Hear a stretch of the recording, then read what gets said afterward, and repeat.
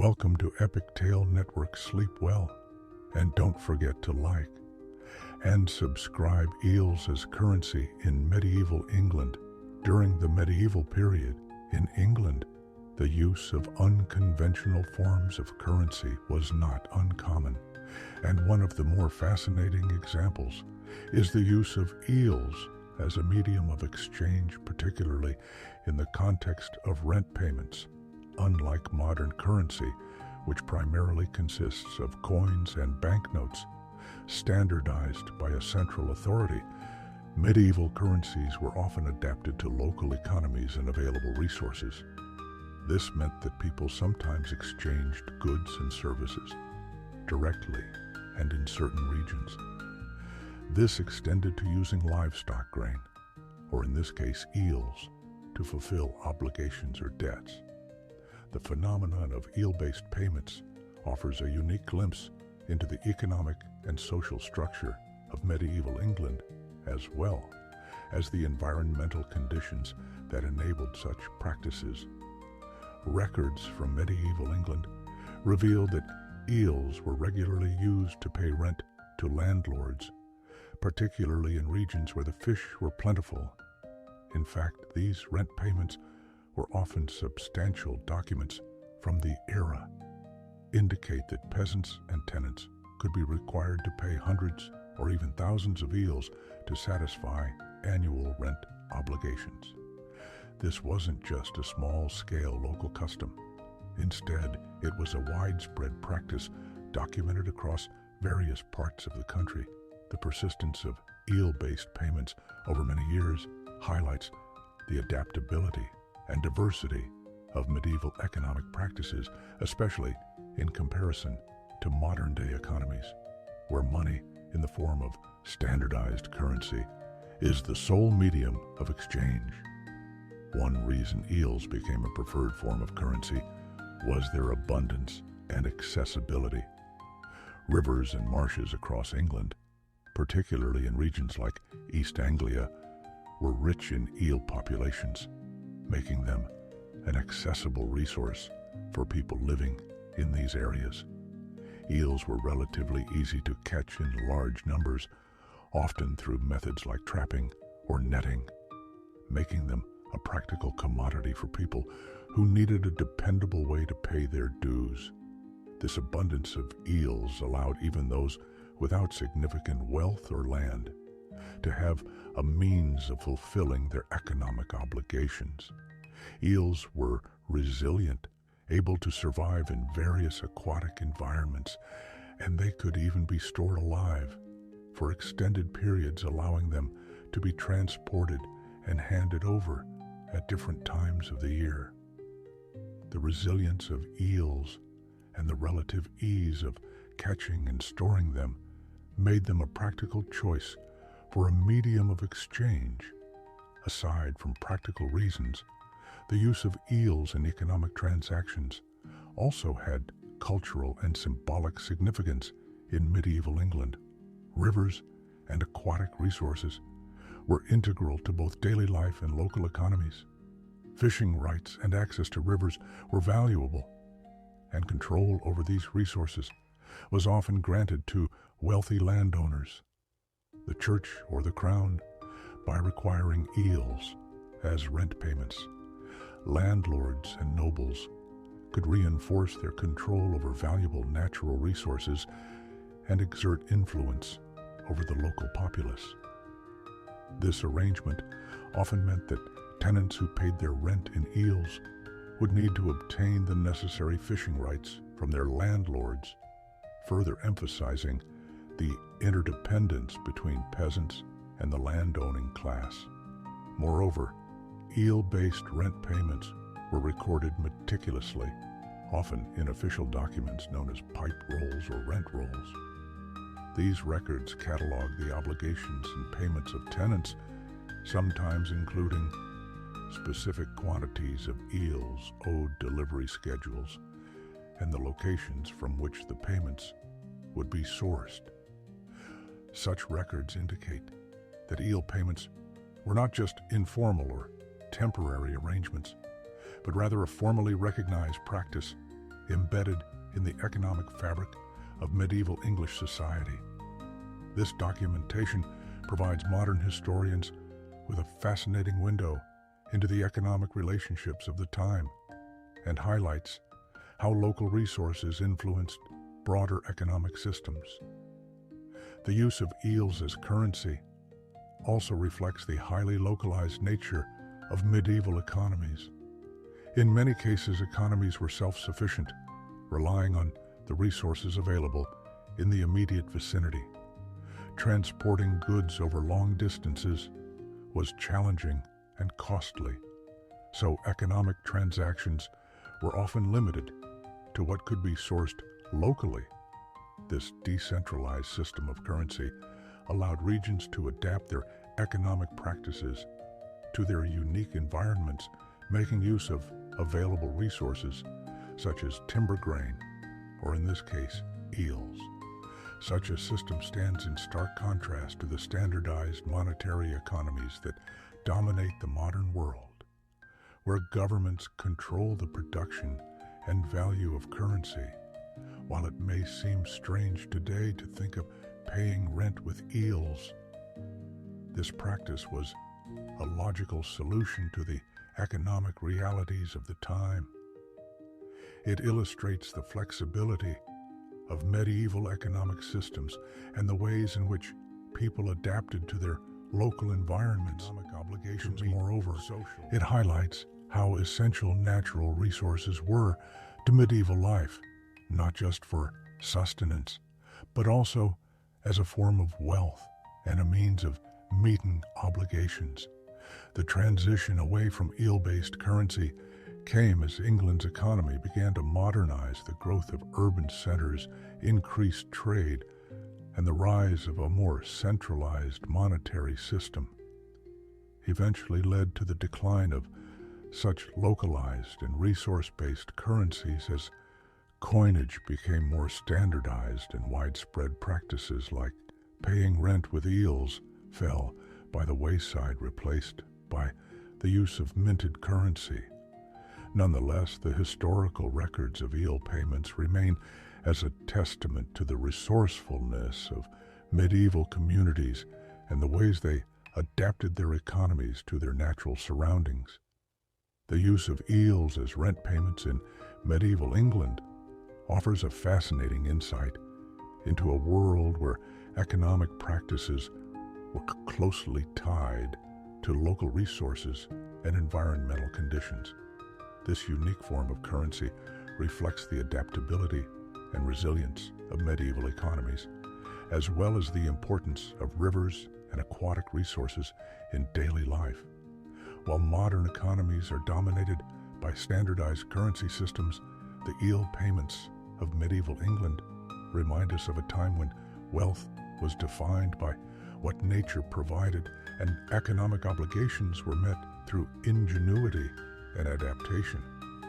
This practice serves as a reminder of how deeply human societies have always been shaped by their environments and the resources available to them. The strange justice of medieval animal trials in the strange and fascinating history of medieval justice. One of the most remarkable customs was the trial of animals accused of crimes from theft to murder. Animals were sometimes treated as though they possessed human-like agency and intent, facing legal proceedings in which they were defended, prosecuted, and even sentenced by human courts. These animal trials, particularly common across parts of Europe from the 13th to the 18th centuries, offer an intriguing insight into the medieval worldview. They reveal a society that projected moral and legal expectations onto animals, interpreting their behaviors as willful acts that could be punished or forgiven. Among the most frequent defendants were pigs, which could find themselves in court over acts like attacking humans or destroying property, sometimes resulting in a death sentence for the offending animal. The practice of animal trials reflects a unique intersection of law, theology, and medieval understandings of morality and justice. The concept of putting an animal on trial, though strange to modern sensibilities, was rooted in the medieval belief system where animals, like humans, were part of a moral and spiritual hierarchy. People of this time generally believed that animals, like people, were creations of God and thus were bound by divine laws, even if they lacked rational thought. In this view, an animal that committed a harmful act, such as a pig attacking a child or a wolf stealing livestock, was acting against the moral order, violating the peace and stability that the legal system sought to uphold by holding such animals accountable in a legal setting. Medieval society expressed its belief that all creatures, not just humans, could be governed by a sense of justice and responsibility, however limited or symbolic in these trials. Animals were often treated with surprising formalities, with processes mirroring those used for humans. A prosecutor was assigned to present the case against the animal, detailing the alleged defenses and seeking punishment. In many cases, a defense advocate was also appointed, usually a lawyer or local official, whose job was to argue on behalf of the animal, often by downplaying the animal's actions as accidental or driven by natural instinct. In some cases, these defenses were quite elaborate, with advocates arguing that the animal had acted out of ignorance or was driven by hunger, thus challenging the fairness of holding it responsible by assigning animals. Advocates, the courts emphasized that the animals should receive a fair trial and that their guilt or innocence must be properly established before any punishment could be carried out. Pigs were perhaps the most frequently accused animals in medieval animal trials, partly because they were common in villages and often roamed freely through towns. Pigs could become aggressive, and when they attacked people, particularly children, the consequences were sometimes fatal. In these instances, the pig might be formally arrested, chained, and placed in a prison cell. An actual trial would follow, during which the pig's actions were scrutinized in detail. If found guilty, the pig could face severe punishment, even death. This might take the form of a public execution, sometimes by hanging or burning, carried out as a spectacle meant to reinforce social norms and deter other animals from criminal behavior. Such executions were often public events attended by townsfolk who watched out, reflecting a belief that even animals had to face consequences for serious offenses. In addition to pigs, other animals could also be subjected to trial, albeit less frequently. Dogs, donkeys, horses, and even insects like locusts and weevils occasionally appeared in court cases. However, the manner of trial could vary depending on the type of animal and its perceived moral agency. For instance, a large, powerful animal like a bull might be treated differently from a small insect infestation in cases involving swarms of pests that destroyed crops. Ecclesiastical courts might issue formal excommunications against the insects, often accompanied by rituals or prayers, asking God to intervene and remove the offending creatures. This act was symbolic rather than punitive, underscoring the community's appeal to a higher power to restore balance. These trials, though unusual, played a role in shaping social attitudes and maintaining a sense of order. They also served to reinforce human dominance over nature by illustrating that animals, like people, were subject to human-imposed laws and consequences. In some cases, the trials may have been motivated by practical considerations. A pig that had killed a child was undoubtedly a danger to the community and would have to be removed to prevent further harm. However, the formal trial process transformed this practical need into a public ceremony, one that emphasized accountability and the community's commitment to justice, even in cases involving animals. Medieval animal trials also reflected theological beliefs of the time, especially regarding sin punishment and redemption. The Christian worldview, prevalent in medieval Europe, held that sin disrupted the natural order and that punishment was necessary to restore balance by putting animals on trial. Medieval societies expressed a desire to restore divine and moral order when it had been disrupted by an animal's violent or harmful behavior. Animals were part of the world that humans were meant to govern, and steward in a trial symbolized an attempt to address even minor disruptions to the harmony of creation. Eventually, animal trials began to wane as legal systems evolved and modern understandings of animal behavior and moral agency developed. The Enlightenment brought new perspectives on reason, science, and the role of animals in society, shifting the focus from moral agency to biological instinct. Legal scholars and philosophers began to question the rationality of holding animals accountable in human terms, and the custom of animal trials gradually faded from practice. By the 18th century, animal trials had largely disappeared, replaced by more practical approaches to animal management and the rise of modern animal welfare laws. In retrospect, medieval animal trials appear both bizarre and fascinating, a window into a world where the boundaries between humans and animals were both sharply defined and at times strangely porous. The practice reveals a society that sought justice and order in all things, interpreting the natural world through a moral lens that demanded accountability even from animals. It speaks to the medieval desire for structure and control, an attempt to impose human notions of justice upon an often chaotic and unpredictable natural world. While the trials may seem absurd to us today, they offer valuable insights into the values, beliefs, and social systems of the medieval world, a world where justice was universal, applied to all creatures, and in which even a pig or a weevil could find itself standing trial. The phenomenon of medieval dancing plagues. Imagine a bustling medieval town. The streets are filled with merchants, farmers, and townsfolk going about their daily lives.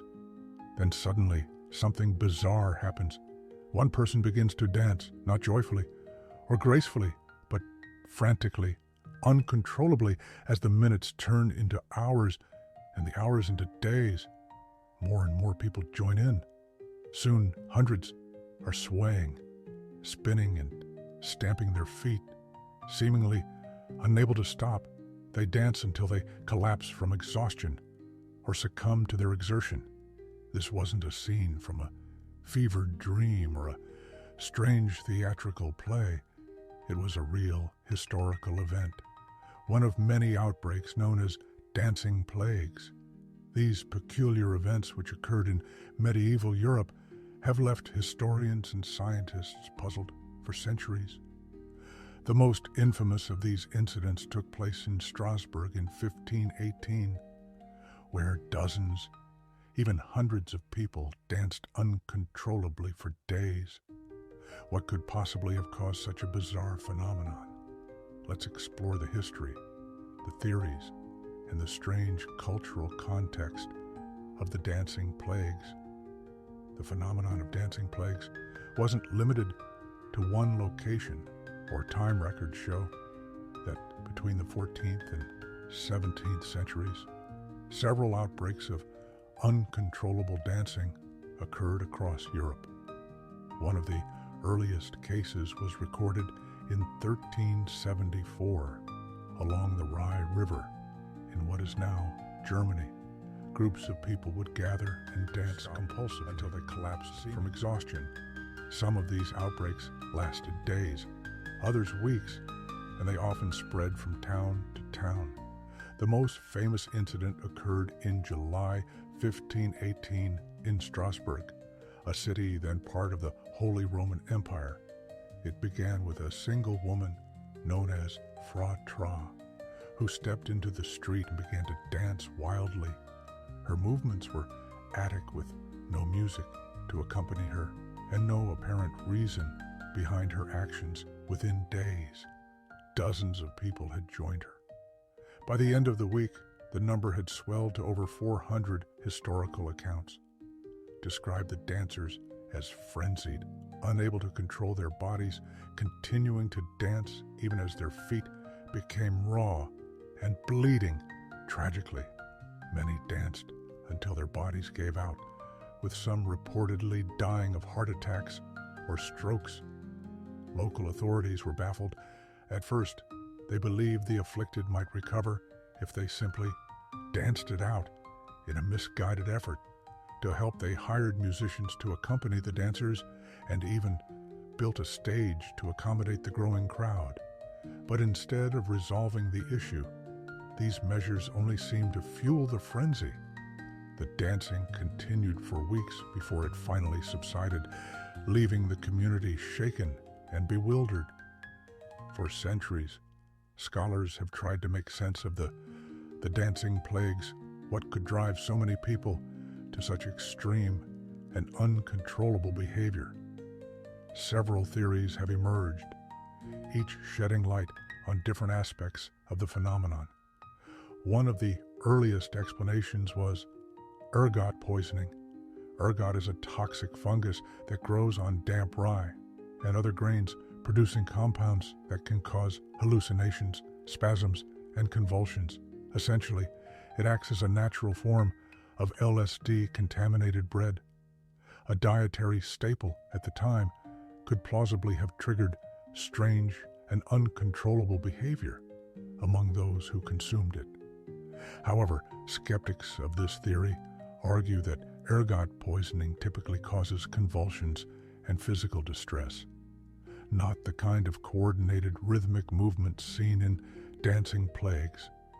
Despite these critiques, the theory remains one of the more popular explanations.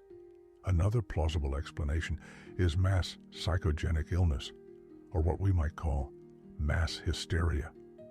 Today, this occurs when groups of people experience physical symptoms that have no identifiable physical cause, often as a result of psychological stress. The Middle Ages were a period of immense hardship. Famines, plagues, and wars created an atmosphere of chronic fear and anxiety for communities living under such constant stress. It's not hard to imagine how psychological strain might erupt into a physical expression like the dancing plagues. In this interpretation, the dancing outbreaks were a form of collective release, a way for communities to cope with overwhelming stress in a time when other outlets were limited. Religion and superstition also played a significant role in shaping the dancing plagues.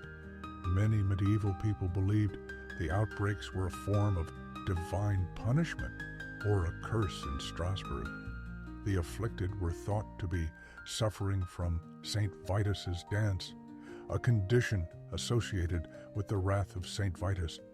This belief likely led the spread of the mania, as those affected may have genuinely believed they were cursed, and that dancing was their only means of redemption in such a deeply religious society, where the supernatural was often seen as a primary force in everyday life.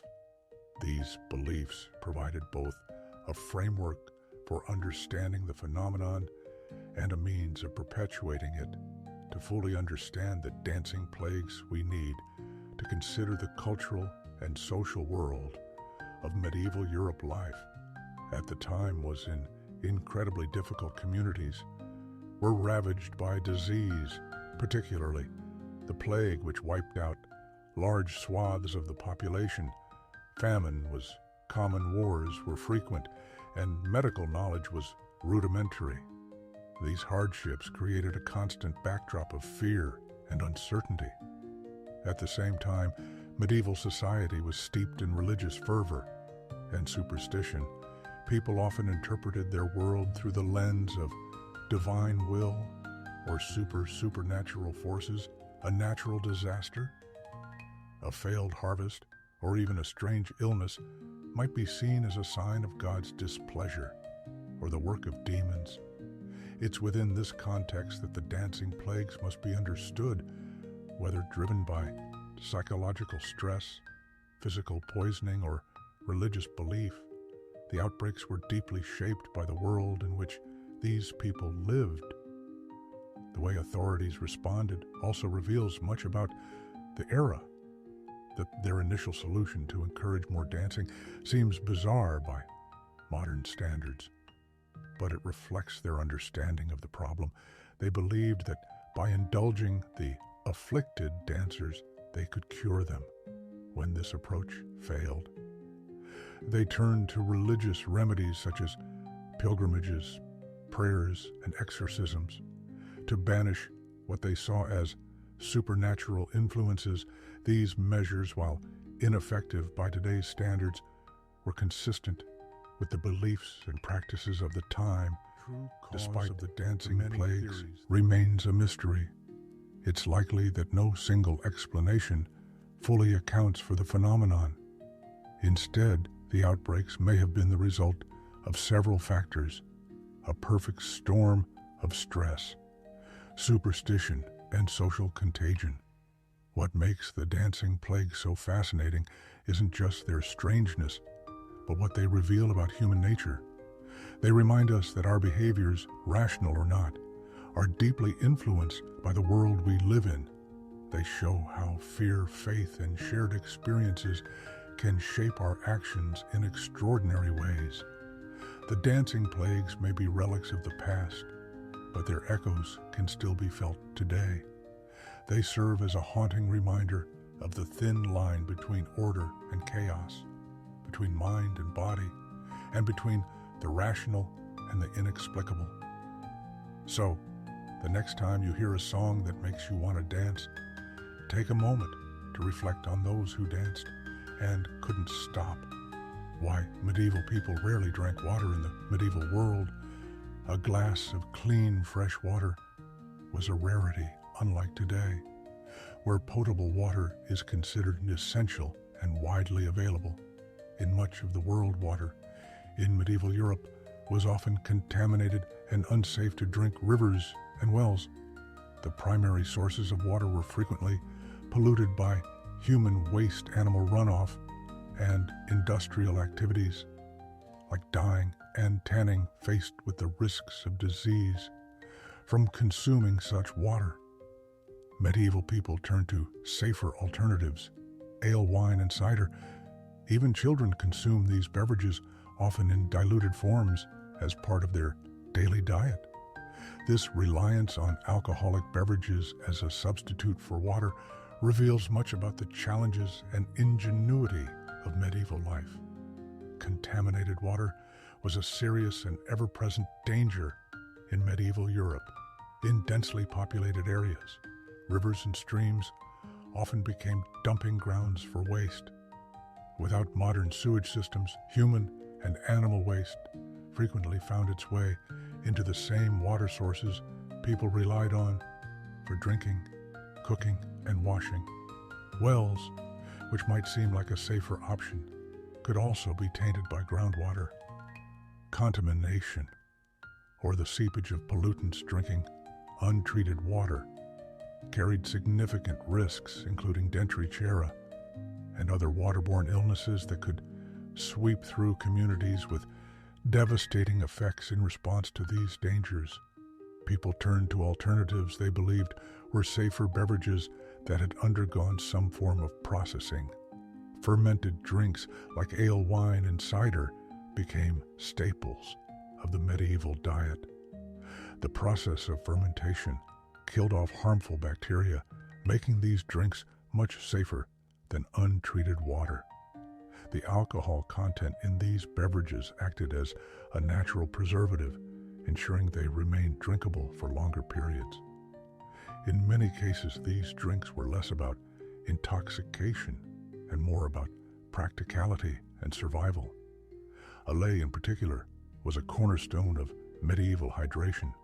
It was consumed by people of all ages and social classes, from laboring peasants to royalty.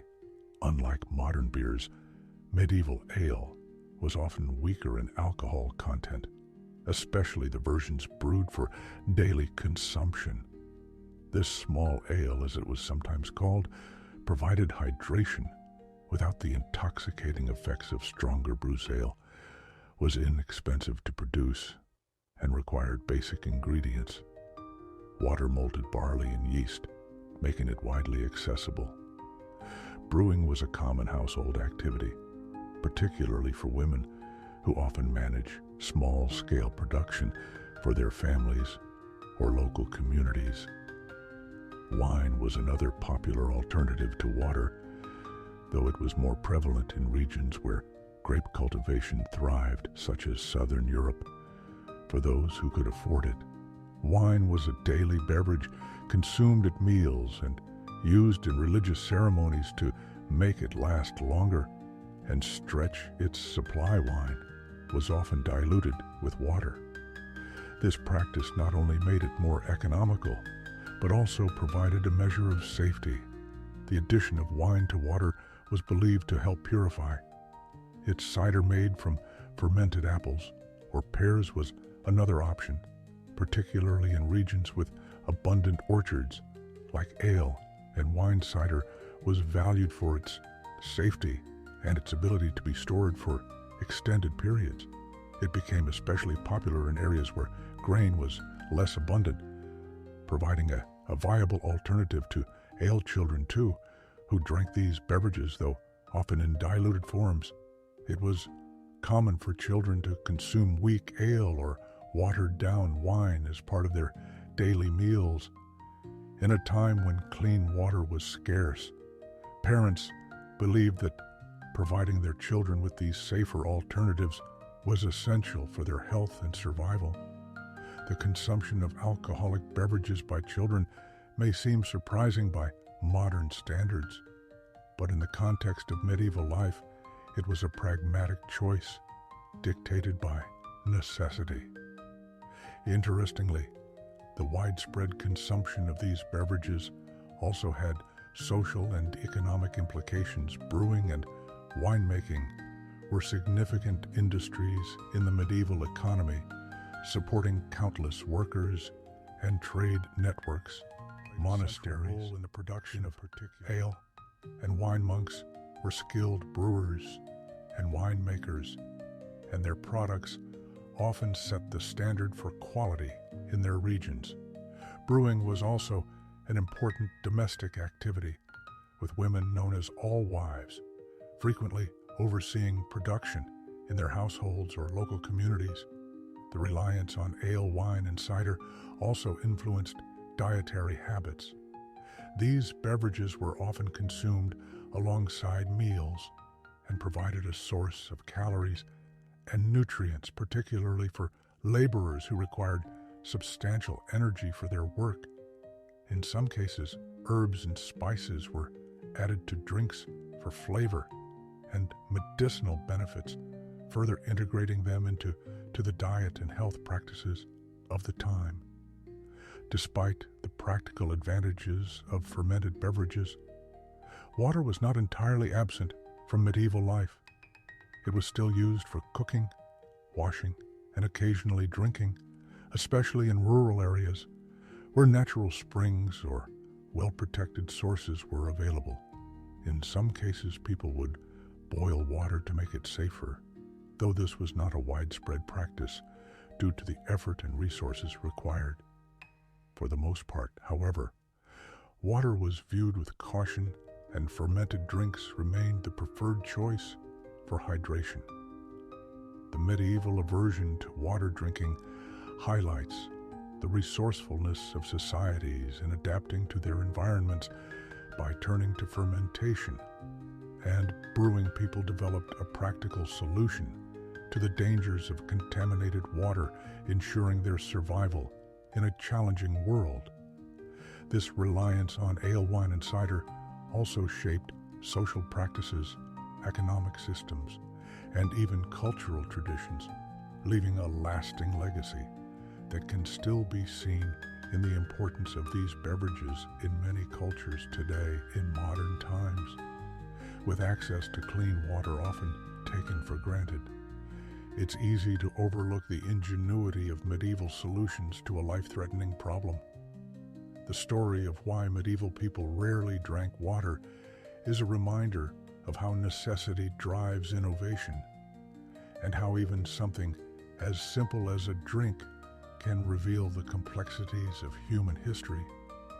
The myth of the Mandrake root's deadly scream, among the many strange and fascinating beliefs of medieval Europe, few are as vivid or as eerie as the legend of the Mandrake root, known for its peculiar human-like shape. The Mandrake root held a special place in folklore and superstition. It was widely believed that when uprooted, the mandrake would let out a piercing, supernatural scream capable of killing anyone who heard it. This fear of the mandrake's cry was so great that elaborate methods were devised to harvest the root without endangering human lives. Among these, the most famous was the use of dogs, which were set to pull the root free while sparing their owners from the deadly sound. Though the myth of the mandrake scream is long gone, its origins and enduring allure offer a fascinating glimpse into the intersection of mythology, medicine, and fear. The mandrake, or Mandrake officinarum, is a real plant native to the Mediterranean region. Its roots, often forked, can bear a striking resemblance to the shape of a human figure with appendages that suggest arms and legs. This resemblance likely played a significant role in the plant's association with magical properties. Ancient and medieval texts describe the mandra as a potent ingredient in both medicine and magic. Its roots were said to possess powerful healing properties, and they were used in treatments for ailments ranging from insomnia to infertility. At the same time, the mandrake was believed to have dark and dangerous qualities, making it both revered and feared. The legend of the mandrake scream appears to have its origins in antiquity. Writers such as Pliny the Elder and Dioscorides mentioned the plant's associations with death and its supposed ability to emit a cry when uprooted over time. These accounts were elaborated upon in medieval folklore, culminating in the belief that the mandrake scream was fatal to anyone. Within earshot, the imagery of the mandrake became deeply rooted in the popular imagination, appearing in works of art, literature, and herbal manuals.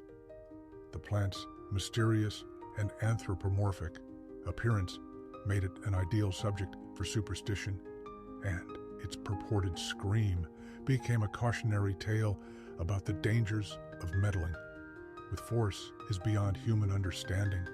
To harvest a mandrake without falling victim to its scream, medieval collectors were said to employ ingenious and often theatrical methods. The most famous involved the use of a dog. According to the legend, the mandrake would first be partially unearthed by a human who would then tie a cord around the root and attach the other end to a dog. The collector would retreat to a safe distance, while the dog was encouraged to pull the root free. As the mandrake let out its deadly scream, the dog would perish in place of its owner, allowing the root to be safely retrieved. While this practice is unlikely to have been carried out often, its description vividly illustrates the lengths to avoid the imagined dangers of the mandrake. The belief in the mandrake scream was not just an isolated superstition. It reflected broader medieval attitudes toward nature and the supernatural. During this period, plants and animals were often thought to possess spiritual or magical qualities. The natural world was seen as a place filled with both divine and demonic forces, and phenomena that could not be easily explained were often attributed to supernatural causes. The Mandrake, with its uncanny resemblance to the human form, was a prime candidate for such beliefs. Its association with life, death, and the supernatural placed it at the crossroads of medicine, magic, and myth. The Mandrake's supposed dangers also gave it an air of exclusivity and mystique because of the difficulty and risk associated with harvesting it. The root became a prized commodity.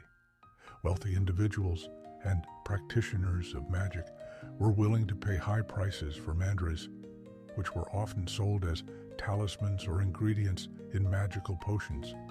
The plant's reputation ensured its place in both popular folk lore and the practices of alchemy and occultism. At the same time, its rarity and cost meant that the Mandrake was surrounded by an aura of mystery, further perpetuating the myths about its power. Interestingly, the Mandrake's fearsome reputation coexisted with its use as a medicinal plant. Despite the legends, the root was valued for its sedative and analgesic properties. When properly prepared, it could be used as an anesthetic or painkiller, making it a valuable tool in medieval medicine. This dual nature, as both a feared and revered plant, underscored the complex relationship medieval people had with the natural world. On the one hand, they sought to harness its benefits. On the other, they were deeply wary of its hidden dangers. The myth of the Mandrake scream began to fade as scientific understanding of plants and medicine advanced by the Renaissance scholars and physicians began to question the more fantastical aspects of the Mandrake's reputation, focusing instead on its practical applications. The development of modern botany and pharmacology eventually stripped the Mandrake of its mystical associations, though its place in folklore remains secure. Today, the Mandrake continues to captivate the imagination, appearing in stories, films, and other media as a symbol of mystery and magic. The legend of the Mandrake root scream is a testament to the power of human imagination and the ways in which myths can shape our understanding of the natural world. It reflects a time when science and superstition were deeply intertwined, and when plants were not just objects of study, but also vessels of mystery and wonder.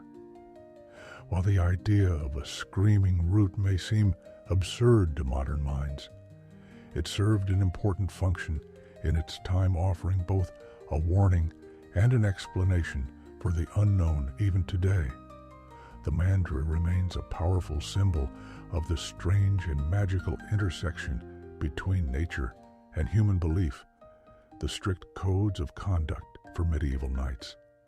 The image of a knight in shining armor is a powerful and enduring symbol of the Middle Ages, often romanticized in literature and popular culture. Knights are seen as paragons of bravery, honor, and gallantry.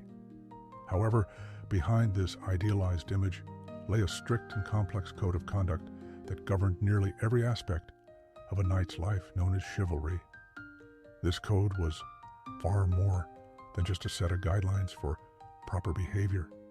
It was a binding system of rules that dictated how knights conducted themselves in battle, in society, and in their personal lives. These codes of chivalry reflected the values of medieval society, emphasizing loyalty, respect for women, religious devotion, and fair conduct in warfare. While the ideals of chivalry were not always upheld in practice, they nonetheless provided a framework for the conduct of knights and helped define the role of the warrior elite in medieval Europe. At its core, The chivalric code was designed to regulate how knights engaged in combat warfare in the Middle Ages was brutal, and the chivalric code sought to impose order and restraint on the chaos of battle. Knights were expected to fight honorably, avoiding tactics that were considered cowardly or dishonorable. For instance, ambushes, the killing of unarmed opponents, or the use of deceit were generally frowned upon, as they violated the knightly ideal of facing one's enemies with courage and fairness.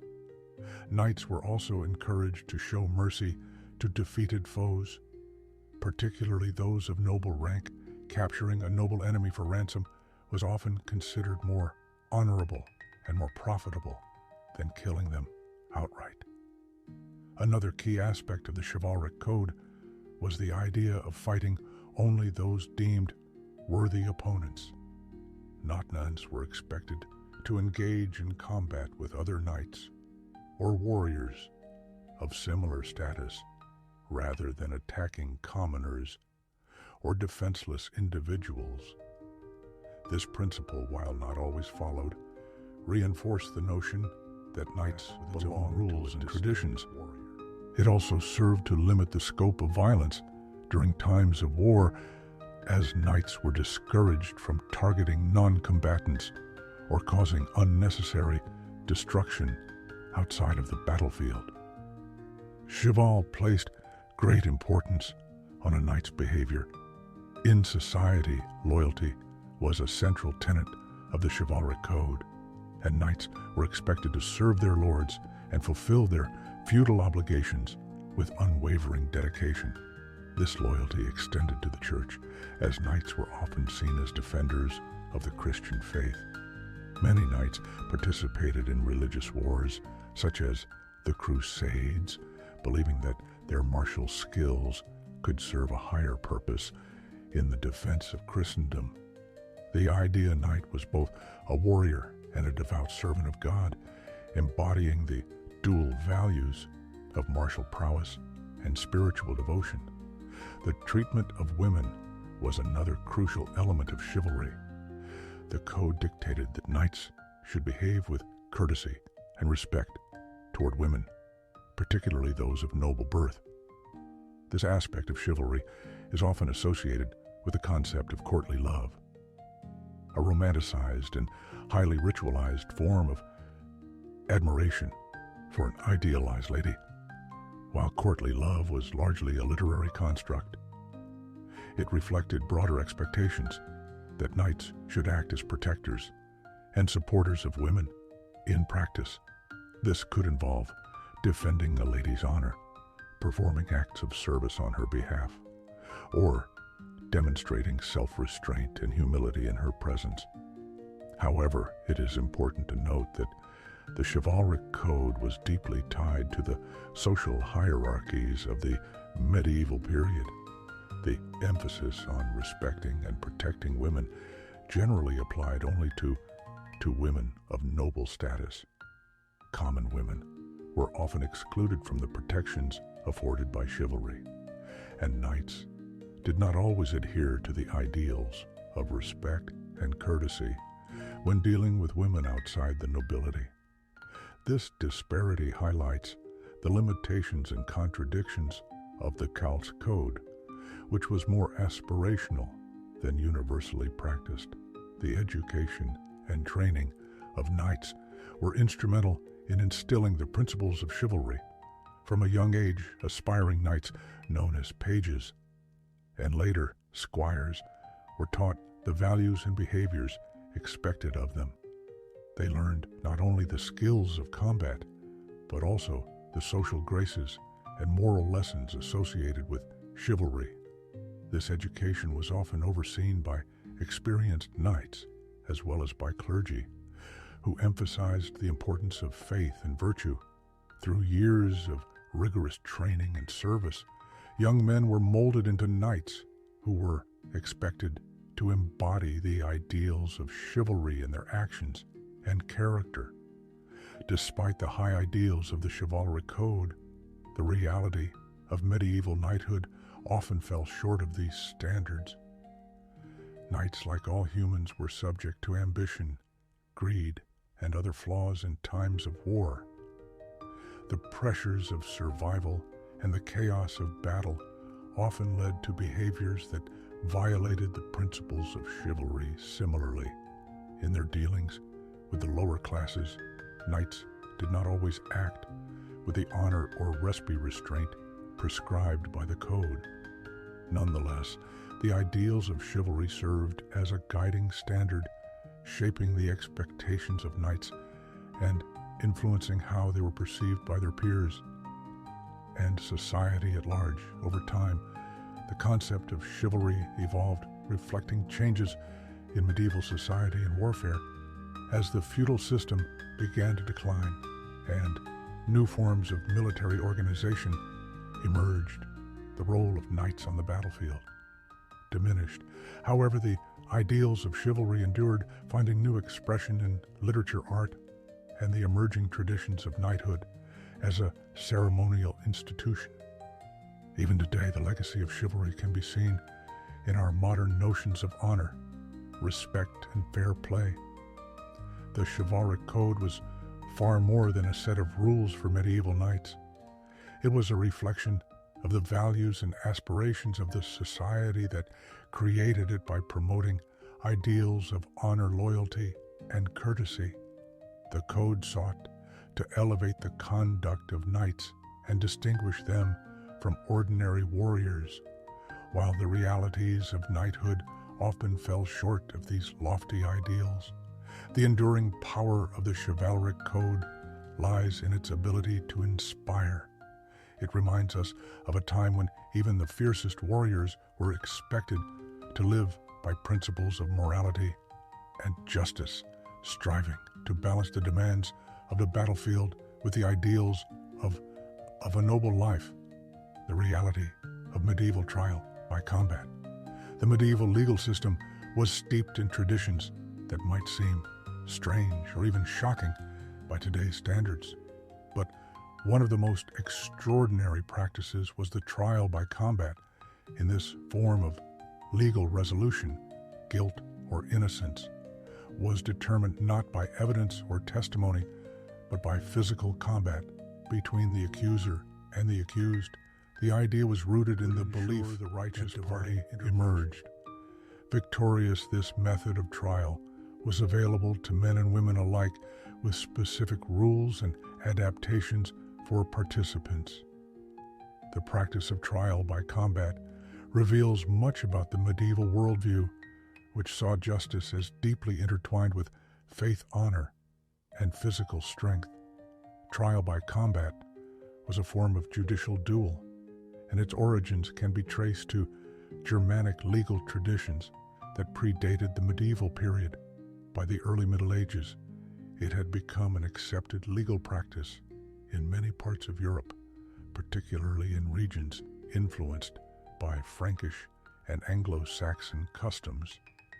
The concept was based on the belief that God would not allow an innocent person to be defeated in combat. If the accused won the duel, it was seen as proof of their innocence. If they lost, it was considered divine confirmation of their guilt. The rules of trial by combat varied depending on the location and the nature of the dispute. In some cases, the duel was fought to the death, while in others, the combat ended when one party yielded or was incapacitated. The outcome determined not only guilt or innocence, but also the resolution of the legal matter at hand. For example, disputes over land ownership, breaches of contract, or accusations of serious crimes like murder or theft might be settled through combat.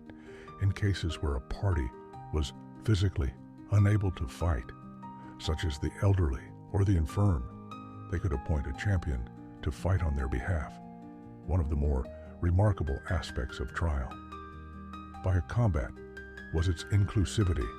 Women, under certain circumstances, could also participate in cases where a woman was accused of a crime or wished to challenge an accuser.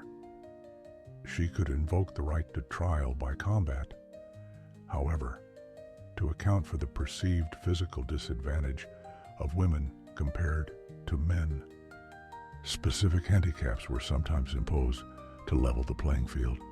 One common adaptation involved the man fighting with limited mobility, such as standing in a waist-deep pit, while the woman remained above ground and armed with a weapon like a club or stones. This setup was intended to balance the contest and ensure a fair trial.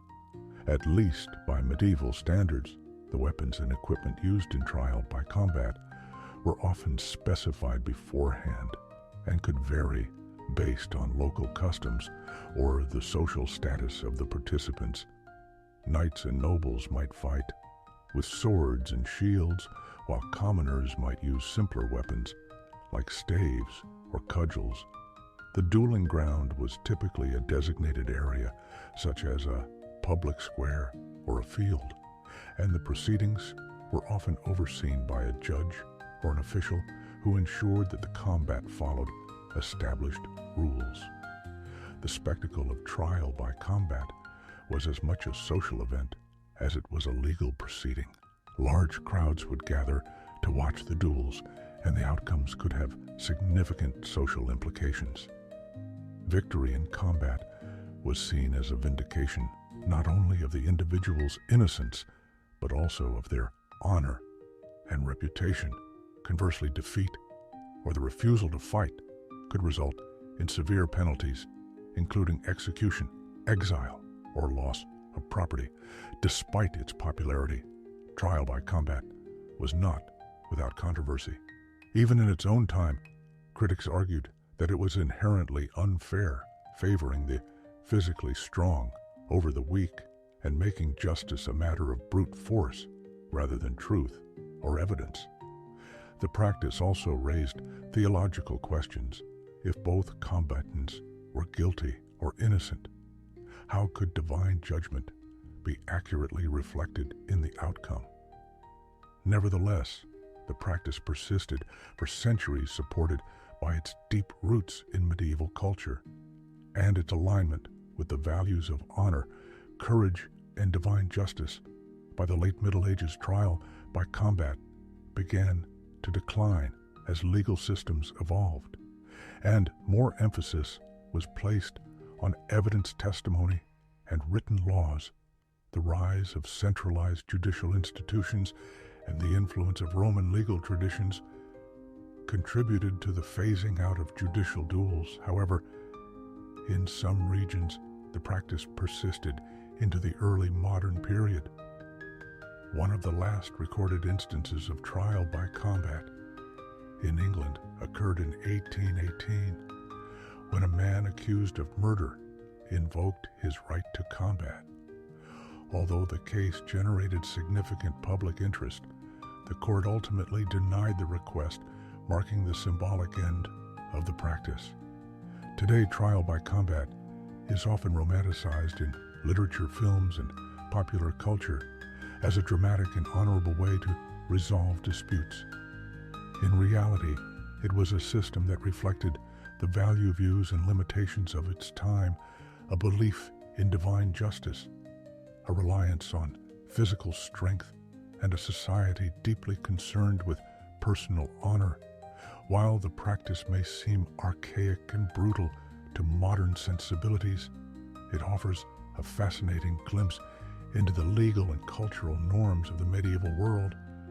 The legacy of trial by combat lives on in our collective imagination, a reminder of a time when justice was as much about faith and spectacle as it was about fairness. It serves as a stark contrast which strive to separate emotion and belief from the pursuit of objective truth. Yet the enduring allure of trial by combat lies in its raw simplicity and dramatic nature, a test of will, strength, and fate, with justice hanging in the balance. The fear of wild men in medieval Europe, in the dense, untamed forests of medieval Europe, a shadowy figure lurked in the collective imagination. The wild man or wood owl, these mythical human-like creatures, were believed to live deep in the wilderness far from the structured world of towns, villages, and farms. To the medieval mind, wild men embodied both fascination and fear. They were seen as symbols of untamed nature, lurking on the edges of civilization, dangerous yet strange. Compelling representations of these creatures appeared in art, literature, and folklore, reflecting the anxieties and beliefs of a society deeply tied to the natural world. Yet wary of its mysteries, the idea of the wild man was rooted in a blend of mythology, religious symbolism, and real encounters with the unknown. Descriptions of wood wozes varied across regions, but they were generally depicted as hairy humanoid beings who lived in forests and mountains. They were thought to be strong, solitary, and animalistic, lacking the social order and morality of human society. In some accounts, wild men were portrayed as brutish and violent, attacking travelers or stealing livestock. In others, they were depicted as pitiable creatures lost to the wilderness and separated from the grace of God. Art and literature of the medieval period frequently featured wild men, often as symbols of chaos, and the untamed illuminated manuscripts, tapestries, and sculptures depicted them as muscular figures covered in hair-wielding clubs or other primitive weapons. In these portrayals, the wild man stood in stark contrast to the knights and noble figures of the civilized world. The imagery of the wood war was not merely decorative, it carried deep cultural significance. Wild men were a reminder of the thin boundary between civilization and the wilderness, and between human nature and animal instinct. The fear of wild men was tied to the medieval perception of the forest as a place of danger and mystere. Unlike the carefully cultivated fields and orderly towns of medieval Europe, forests were wild, unpredictable, and difficult to control. They were home to wild animals, outlaws, and in the popular imagination, supernatural beings like fairies, witches, and of course, wild men. For many medieval Europeans, the forest represented the unknown, a place where the rules of human society no longer applied. The wild man, as a creature of the forest, embodied these fears and served as a symbol of the potential chaos that lay beyond the borders of the known world. Religious and moral interpretations of wild men added another layer of meaning to the myth in Christian thought. The wild man was often seen as a figure of moral decline, someone who had turned away from God and succumbed to their basest instincts. Stories of wild men sometimes involved their redemption as they were tamed by the influence of faith and brought back into human society.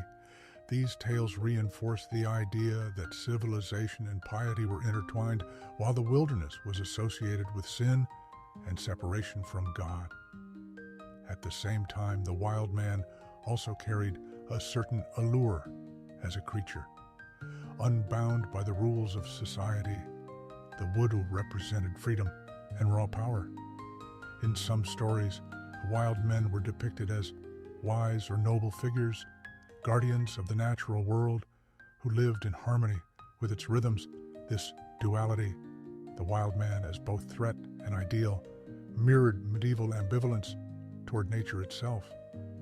While nature was feared for its dangers, it was also admired for its beauty and power qualities that the wild man embodied in his untamed existence. The wild man myth may also have been influenced by real encounters with people who lived outside the norms of medieval society.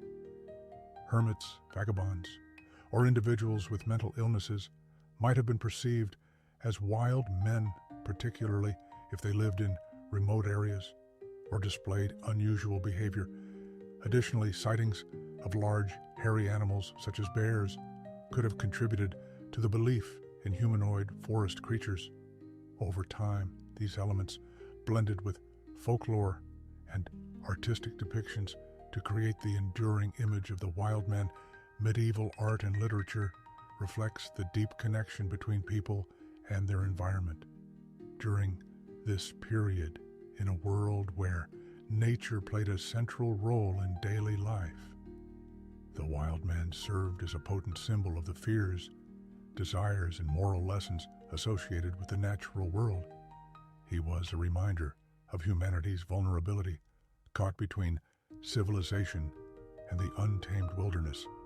As the Middle Ages gave way to the Renaissance, the wild man began to fade from the cultural imagination. Increased exploration, scientific advancements, and a growing understanding of the natural world reduced the need, the presence of wild men of the unknown. However, the legacy of the wild man lives on in modern culture. Echoes of the medieval wood woes can be found in folklore about Bigfoot or Sasquatch, and in fictional characters like Tarzan or the Beast from Beauty and the Beast. These figures continue to explore the themes of wilderness humanity and the thin line that separates the two. The wild man of medieval Europe offers a fascinating glimpse into the fears and beliefs of a bygone era. He was a creature born of mystery and imagination, a symbol of the untamed and a reflection of humanity's relationship with nature. While the forests have long since been tamed, the wild man remains a haunting reminder of the power and allure of the unknown. How the bubonic plague shaped the modern workforce.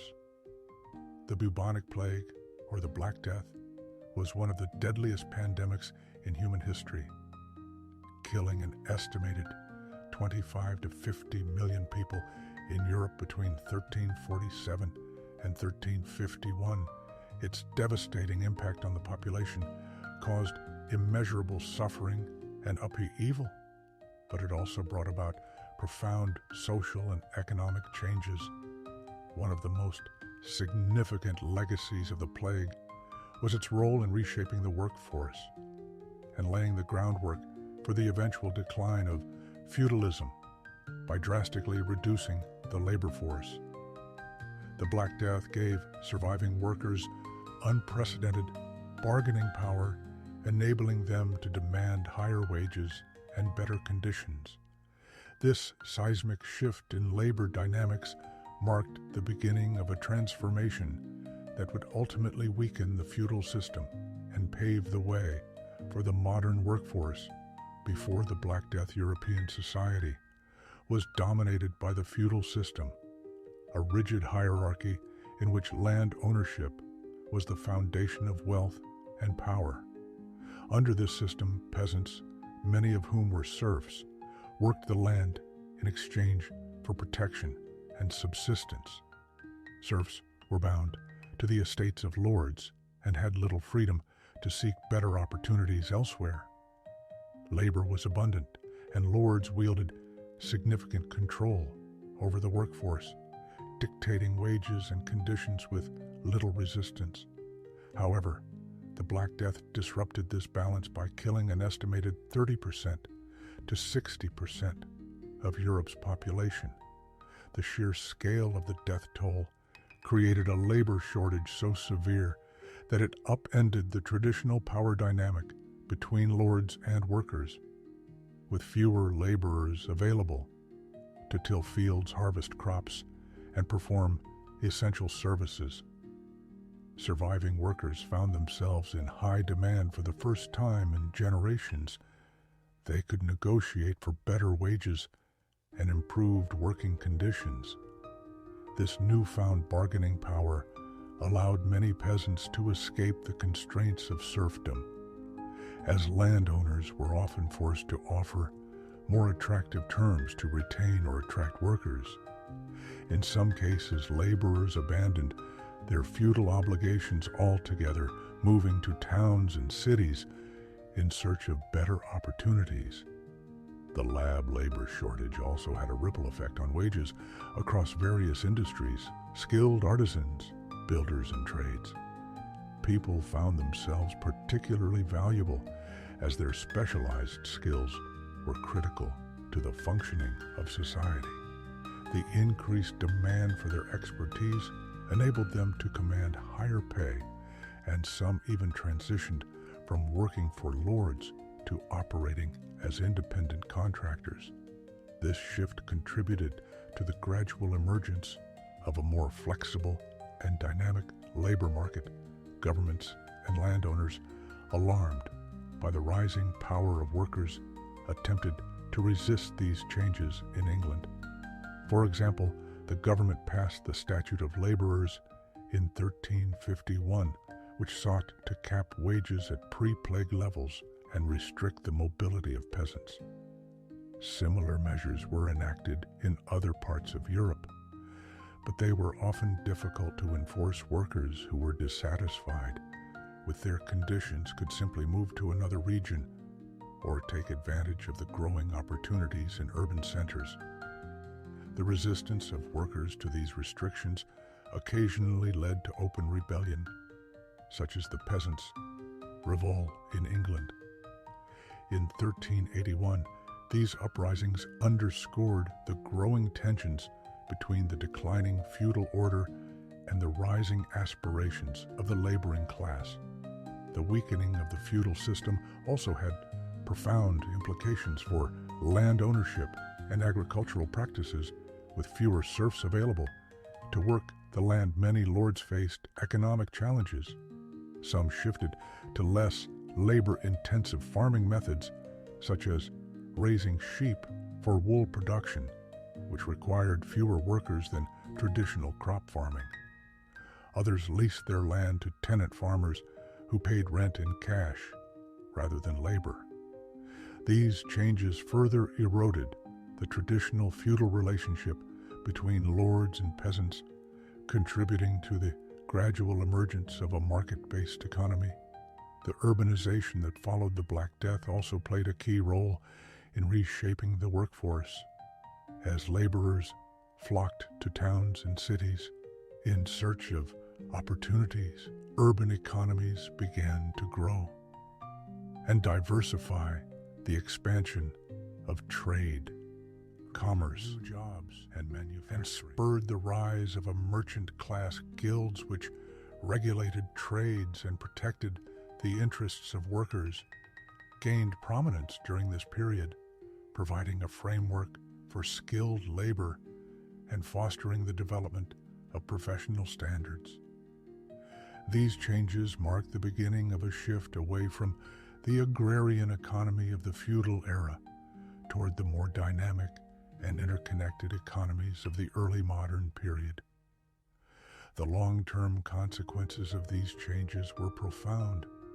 The increased mobility and bargaining power of workers contributed to the decline of serfdom in much of Western Europe.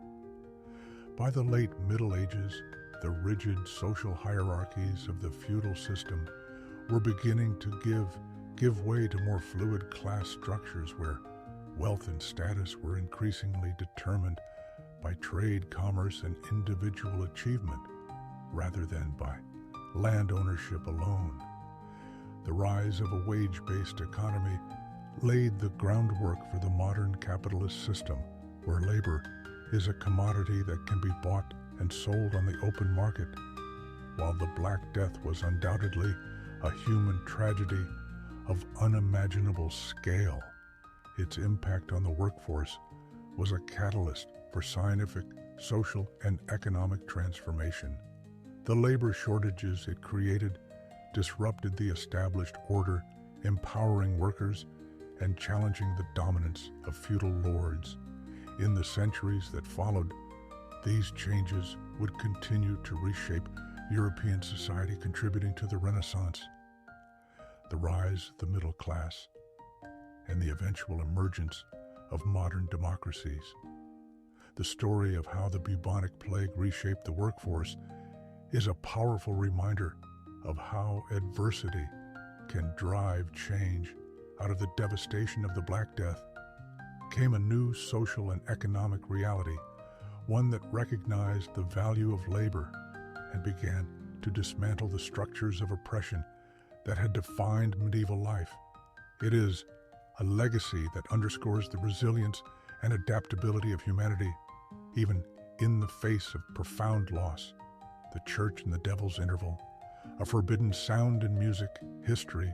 Music has long been a source of beauty, emotion, and spiritual expression.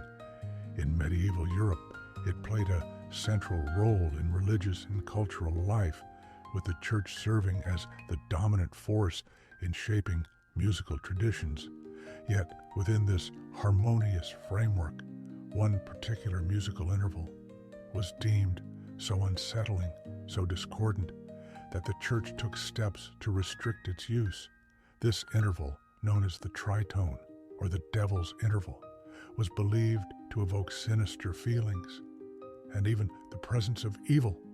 The fear surrounding this musical phenomenon reveals the profound interplay between religion, culture, and art in the medieval world. The trone is a musical interval spanning 3 whole tones, creating an unsettling dissonance that distinguishes it from more harmonious intervals. In modern terms, it can be heard between the notes F and B, but its unique sound transcends any specific key. Unlike the pleasing consonants of intervals like octaves or thirds, the trone produces a tension that seems to demand resolution. To medieval ears steeped in a culture that closely linked music to spirituality, this tension was interpreted as unnatural and even malevolent. The Church's aversion to the trone was rooted in its broader philosophy of music and its role in human life. Medieval theologians and philosophers, influenced by ancient Greek thinkers like Pythagoras and Boethus, believed that music was a reflection of the divine order of the universe. They saw harmonious intervals as expressions of God's perfection, capable of uplifting the soul and fostering spiritual harmony. Conversely, dissonance was viewed as a disruption of this divine order, a sonic reflection of chaos and sin. Within this framework, the trone was not merely unpleasant, it was a spiritual threat. This belief in the moral and spiritual power of music led the Church to exert considerable influence over its composition and performance. Gregorian chant, the dominant form of liturgical music in the medieval period, was characterized by its smooth flowing melodies and the absence of discordant intervals like the trone. The Church's strict control over musical practice ensured that worship music adhered to its ideals of harmony and order. While there is no direct evidence of an outright ban on the trone, its avoidance in sacred compositions was a clear reflection of these values. The term, the Devil's Interval, likely emerged later during the Renaissance, but it captures the essence of the Church's unease. With the trione, the association of the interval with the devil reflects the medieval belief that discord and chaos were manifestations of evil, just as visual art and architecture were designed to inspire awe and reverence for God. God music was expected to align with divine principles. Any sound that deviated from these ideals risked invoking fear, discomfort, or even temptation. Despite its avoidance in sacred music, the trone continued to intrigue composers and musicians, an effective tool for conveying tension, mystery, and drama in secular compositions over time as musical tastes and theories evolved. The trone found its way back into the repertoire, particularly during the Renaissance and Baroque periods. Composers like Claudio Moni and Johann Sebastian Bach used the interval to great effect, creating emotional contrasts and enriching their harmonic palettes. In later centuries, the trone shed much of its sinister reputation and became a staple of musical innovation by the Romantic era. Composers like Franz Liszt and Richard Wagner embraced its dissonance, using it to evoke passion, longing, and turmoil. In the 20th century, the trone played a central role in the development of jazz, blues, and rock music, where its tension and release became a defining feature of modern harmony. Iconic riffs, like the opening of Black Sabbath's self-titled song and Leonard Bernstein's Maria from West Side Story, showcase the enduring power of the interval, once feared as the Devil's Interval. The story of the Tron's journey from medieval suspicion to musical acceptance highlights the evolving relationship between art culture and belief in the medieval world. Music was not merely an aesthetic experience. It was a moral and spiritual force governed by rules that reflected the values of the time. The Church's rejection of the throne underscores the deep connections between sound and meaning, as well as the ways in which societies project their fears and ideals onto the arts.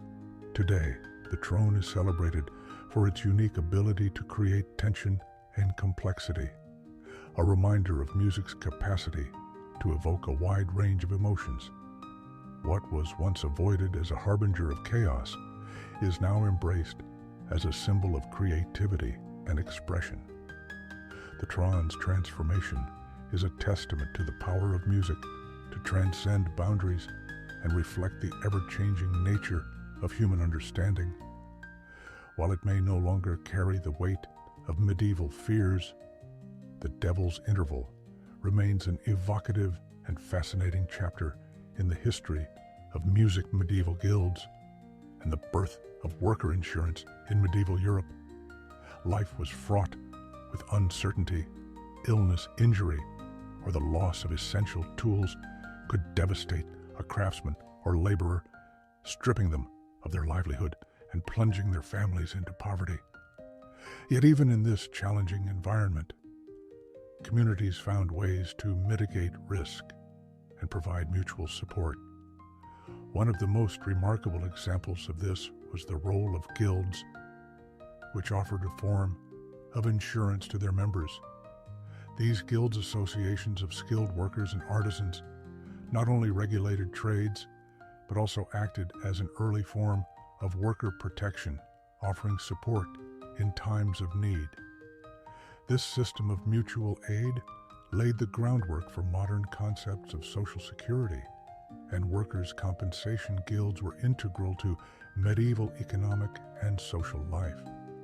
They organized trades into structured groups, ensuring quality control, fair pricing, and the training of apprentices. Membership in a guild was highly coveted, as it provided not only professional status, but also a sense of security in an unpredictable world. Central to this security was the guild system of mutual aid, which functioned as a type of collective insurance. One of the most important forms of support offered by guilds was protection for tools and equipment. In the medieval era, tools were often a craftsman's most valuable possessions, representing a significant investment of time and money.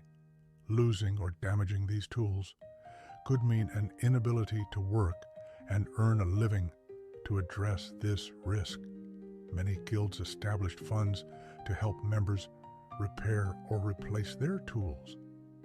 These funds were financed through membership fees or contributions, creating a shared pool of resources that could be used to assist any member in need. Guilds also provided financial support for members who fell ill or were injured in an age before modern medicine. Sickness and injury were common and could leave a worker unable to perform their trade for weeks or even months. Guilds stepped in to provide monetary aid during these periods, helping members cover basic living expenses and ensuring they could recover without the added burden of financial ruin. This assistance extended to families as well, with guilds often supporting widows and orphans of deceased members, offering them financial aid or vocational training to ensure their continued survival. In addition to financial assistance, guilds created a sense of community and mutual obligation among their members. Regular meetings, religious gatherings, and social events reinforce the bonds between members, fostering a culture of solidarity. This communal spirit was essential to the functioning of the guild's insurance-like systems. Members understood that by contributing to the collective fund, they were not only safeguarding their own future, but also supporting their peers. In times of need, guilds also played a role in broader social welfare. Many maintained charitable foundations to care for the sick, elderly, and poor within their communities. These institutions often serve both guild members and the wider population, reflecting the guild's dual commitment to their trade and their community. This combination of professional regulation and social support made guilds a cornerstone of medieval urban life.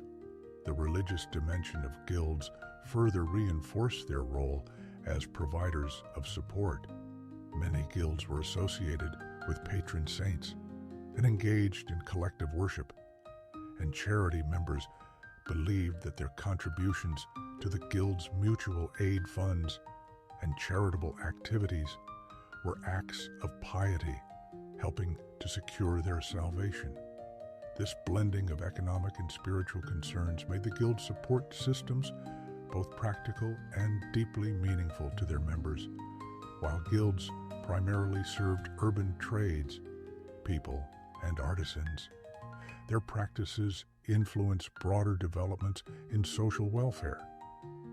The idea of pooling resources to mitigate individual risk and provide collective support resonated.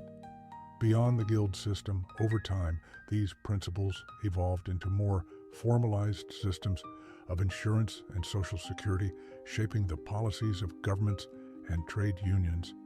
In later centuries, the decline of guilds in the early modern period was driven by economic and political changes, including the rise of centralized states and the advent of industrialization. However, their legacy endures. Modern labor, unions, mutual aid societies, and even national social welfare programs owe much to the medieval guild systems of mutual support. The guilds demonstrated that cooperation and community could provide security and resilience in the face of life's uncertainties, an idea that remains relevant today. In retrospect, the insurance provided by medieval guilds was a remarkable achievement, offering stability and solidarity in a time of great vulnerability. These early systems of worker protection were not only practical responses to economic risks, but also express of the deeply held values of mutual aid and collective responsibility. They remind us that even in the most challenging circumstances, people have found ways to come together and support one another, building foundations for a fairer and more secure society. The brutal rite of passage, becoming Rite, the path to knighthood in medieval Europe, was not for the faint of heart. Aspiring knights, known as squires, underwent years of rigorous training to master the skills of combat horsemanship and courtly conduct. Yet even after proving their competence, a final, often grueling ritual awaited them. The ceremony of knighting, sometimes referred to as the Dub of Honor.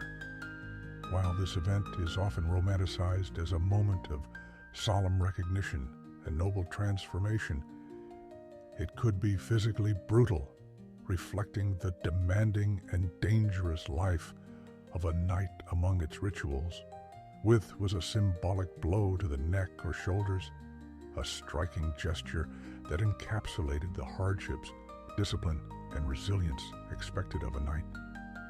The journey to knighthood began in childhood. Young boys of noble birth were sent to live with a lord or knight, where they served as pages, learning the basics of courtesy weaponry and the responsibilities of their station. By their teenage years, they advanced to the rank of squire, serving directly under a knight. Squires acted as personal attendants, caring for their knight's armor, horses, and weapons, while receiving advanced training in combat strategy and chivalric ideals. This mentorship prepared them for the battlefield, where they often fought alongside their knights. For many, the process spanned more than a decade, demanding not only physical prowess, but also loyalty, humility, and the ability to endure hardship. The culmination of this arduous training was the knighting ceremony, an event that marked a squire's transition to full knighthood. The ceremony varied widely, depending on the time and place, as well as the individual's status and the circumstances of their knighting. In some cases, the ritual was a grand affair, held in a church or castle, and attended by lord's clergy and other dignitaries. The squire would often fast confess their sins and spend a night in prayer before being kned, symbolizing their spiritual readiness for their new role as a defender of the faith and protector of the weak. However, the process was not always purely ceremonial. A significant aspect of the knighting ritual was the dub of honor, a physical gesture meant to seal the squire's transformation in the gentlest versions. This was a tap on the shoulder or neck with the flat of a sword, often accompanied by a vow or blessing. Yet in more physically demanding versions, the blow could be delivered with enough force to leave a mark or even knock the squire to the ground.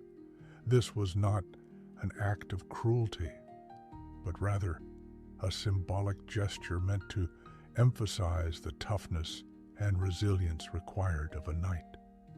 The strike served as a reminder that their new role would involve not only pain, sacrifice, and constant readiness for physical challenges. In some traditions, the blow was seen as a final test of the squire's endurance and composure. By accepting the strike without flinching or complaint, the squire demonstrated their readiness to face the hardships of knighthood with courage and discipline. This aspect of the ceremony reflected the medieval ideal of the knight as a figure who embodied both physical strength and moral fortitude. The brutality of the knighting process was not entirely symbolic. Medieval knights were warriors first and foremost, tasked with defending their lord's lands and faith in a time of near constant conflict. Their lives were defined by the brutal realities of medieval warfare, which involved grueling physical combat, heavy armor, and the ever-present risk of injury or death. The dub of honor was a stark acknowledgement of this reality, serving as a reminder that knighthood was not merely a title, but a way of life that demanded extraordinary resilience. In some cases, knighting ceremonies took place on the battlefield, where the symbolism of the dub of honor was heightened by the immediacy of war. A squire who had distinguished the elves in combat might be knighted on the spot, their bravery and skill recognized with a swift and decisive blow to the shoulder or neck. These battlefield knighting were often less formal, but carried a unique prestige as they highlighted the practical realities of knighthood over its ceremonial aspects. Despite its physical demands, the knighting ceremony was also deeply tied to the ideals of chivalry beyond their martial responsibilities. Knights were expected to uphold virtues such as loyal, wide justice, and compassion. The rituals surrounding knighthood, including the dub of honor, sought to instill these values while reinforcing the knight's role as a protector of the weak and a servant of God.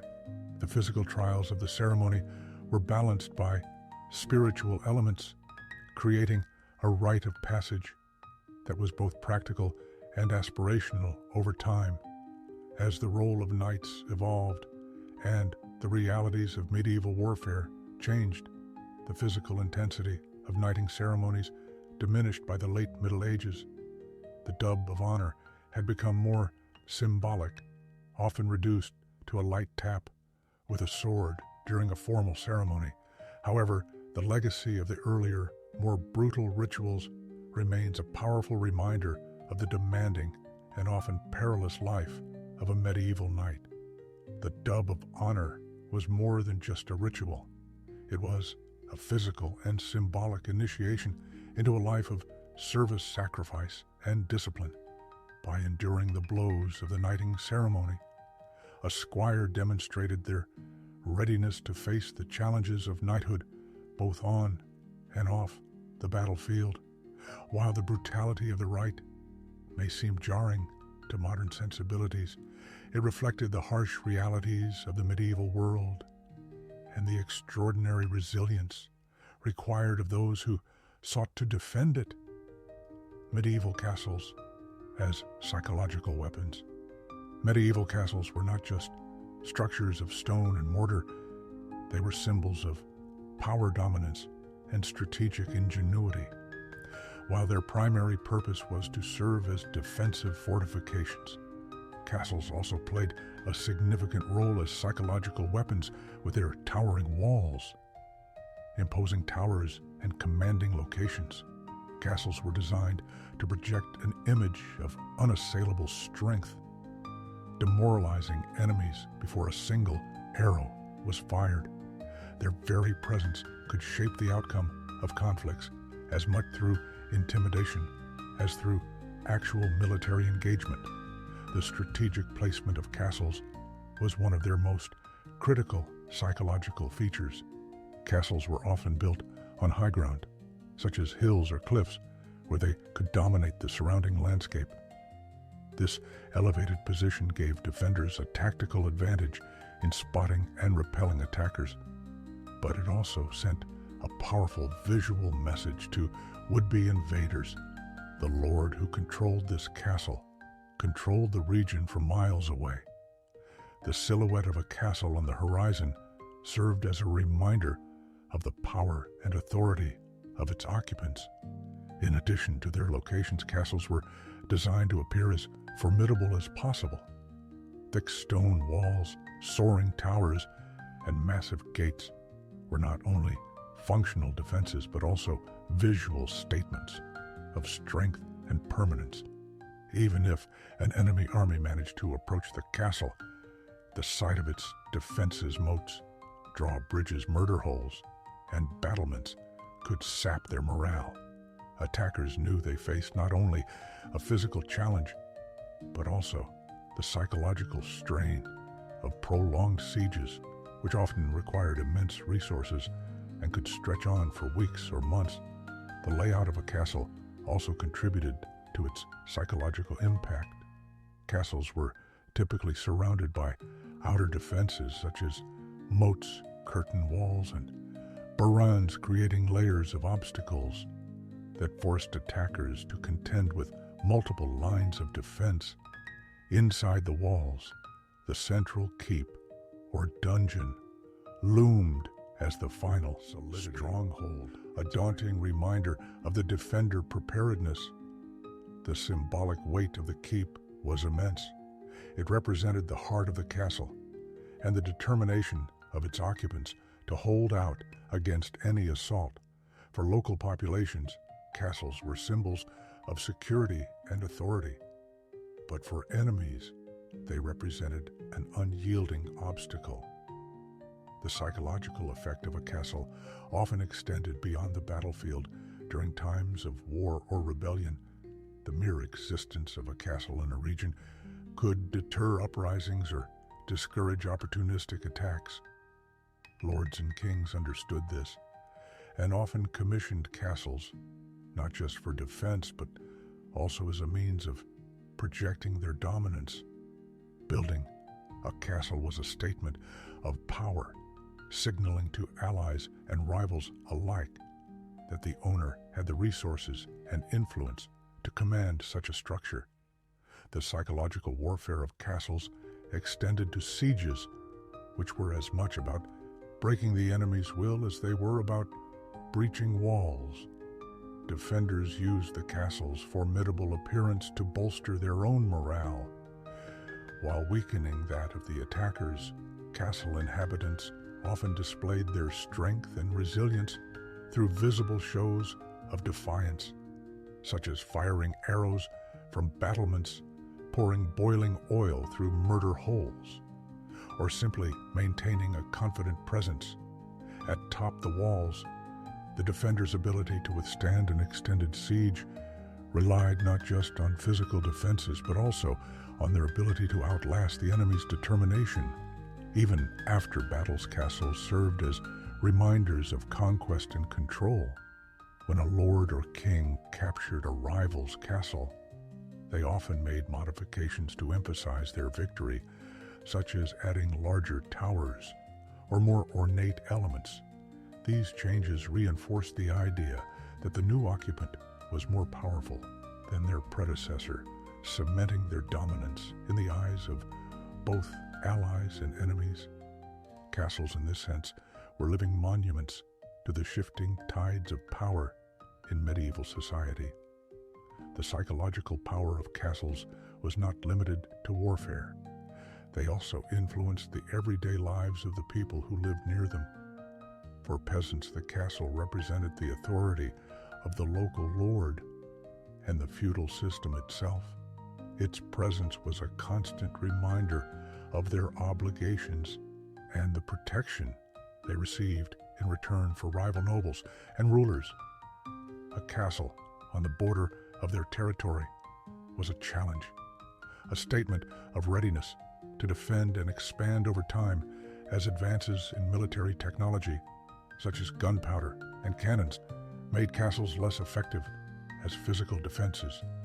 Their psychological role remained significant even as their military function declined. Castles continued to serve as symbols of power and prestige, evolving into stately homes and administrative centers.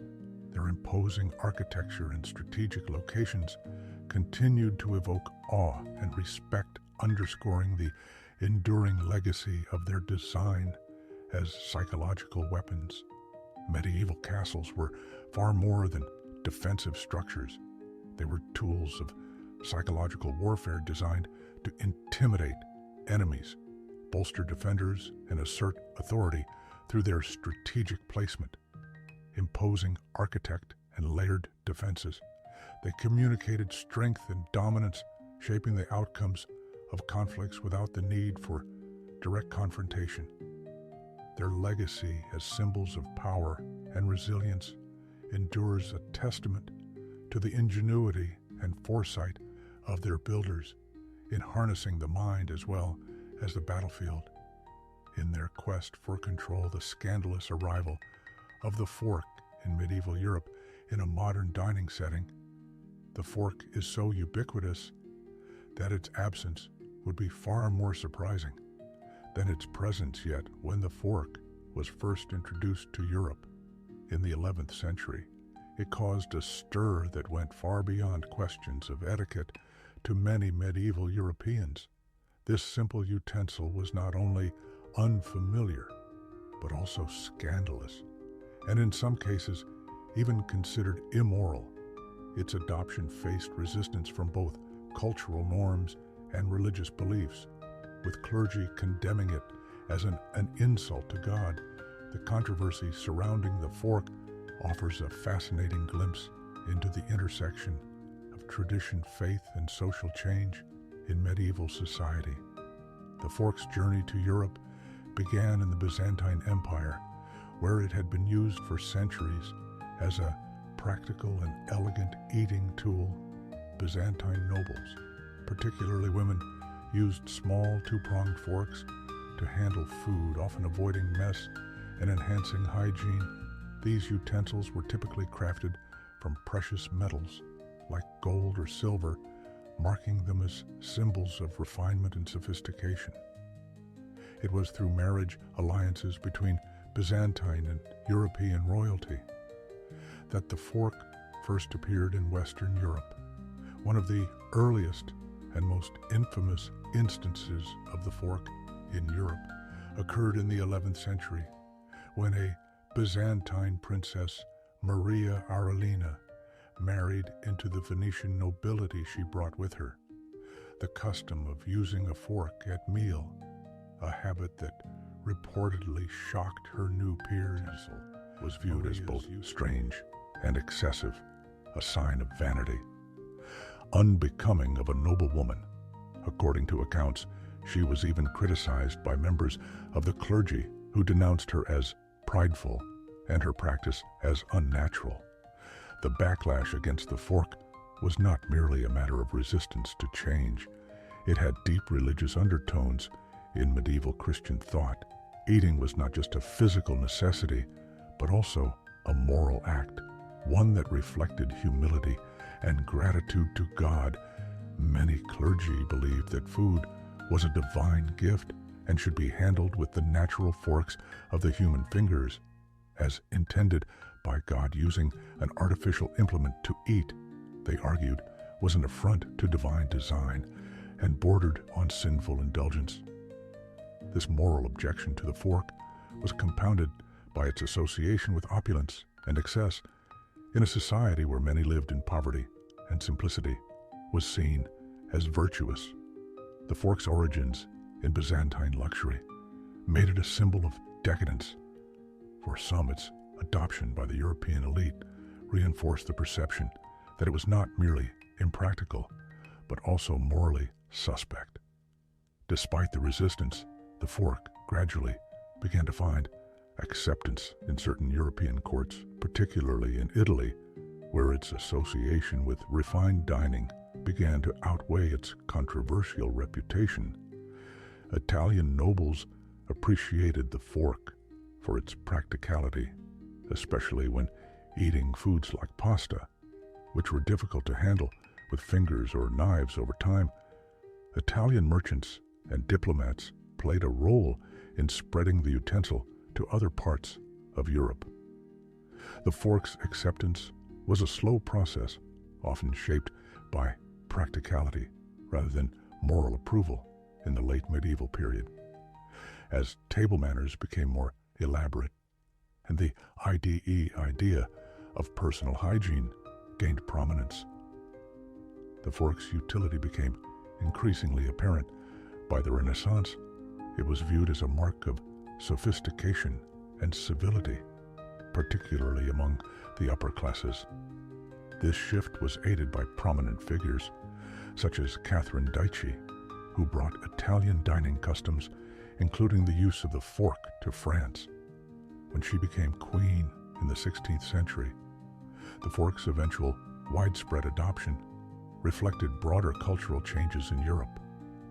The rise of individualism, the emphasis on personal cleanliness, and the evolution of social norms all contributed to its acceptance by the 17th century.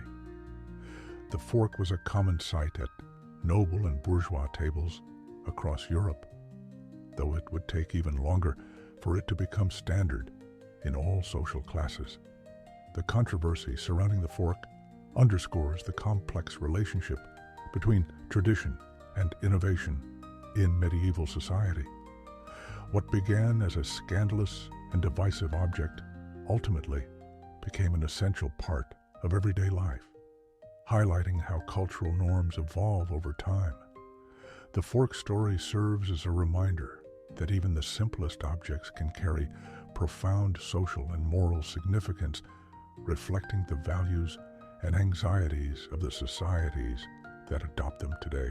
The fork is taken for granted, its scandalous past largely forgotten, yet its journey from a Byzantine curiosity to a universal dining tool is a fascinating chapter in the history of human culture, one that reveals the power of resistance, adaptation, and eventual acceptance in shaping everyday life. Please subscribe and like our channel for more videos. Thank you.